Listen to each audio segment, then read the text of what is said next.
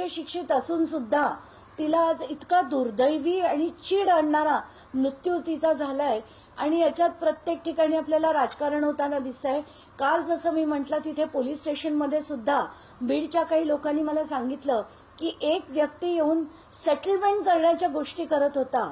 तो म्हणाला की तुमचा एक माणूस द्या, आमचा एक माणूस घ्या आणि हे सगळं सेटल करू।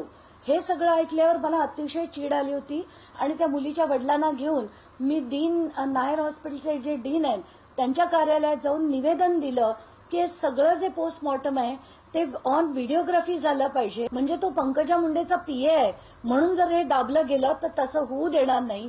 मला तर पंकजा मुंडेंकडनं ही अपेक्षा होती की त्यांचं कालचं जे स्टेटमेंट होतं ते मी ऐकलं।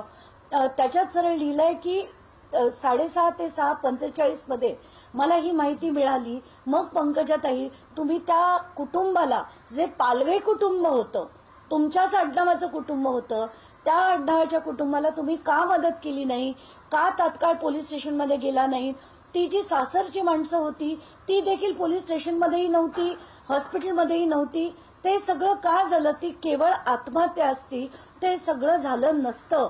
तुम्ही त्यांना मदत करणं गरजेचं होतं, पोलिसांशी बोलणं गरजेचं होतं, अंत्यविधीला उपस्थित राहणं गरजेचं होतं।